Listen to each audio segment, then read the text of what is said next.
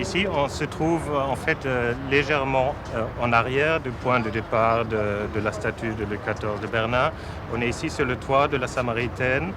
300-400 mètres derrière ce point de départ, où se trouve un panorama peint des années 30, qu'on peut voir ici en craquelé émail, et qui est une vraie construction panoramique traditionnelle, disons une architecture qui donne dans ce cas-là à voir et la représentation de la ville peinte et la ville réelle. Donc dans notre image qu'on a tournée ici avec des mises en scène, avec des gens,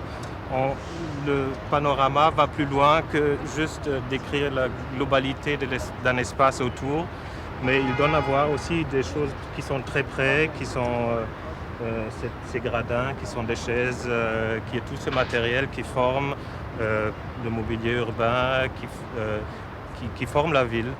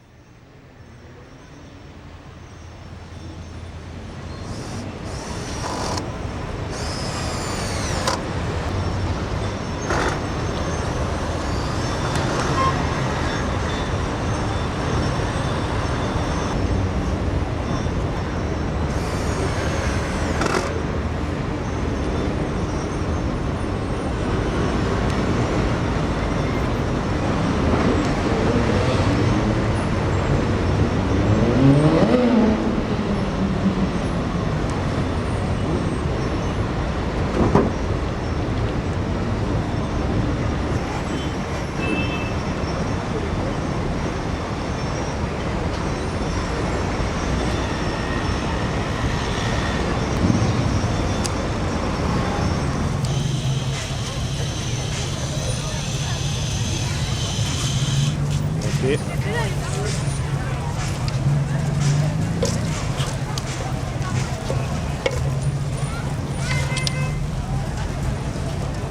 La longueur d'une image dépend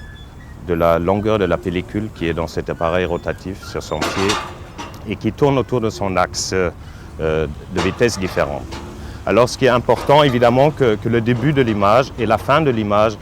ne sont pas du tout identiques. Bon, bien évidemment, on ne parle pas du panorama du 19e siècle, comme dans la rotonde panoramique qui se trouve dans mon dos, l'ex-panorama sur les Champs-Élysées et l'actuel théâtre du Rond-Point, qui montre une peinture circulaire de 360 degrés précisément, pas un bout de plus, et qui n'a pas un début ni une fin de l'image.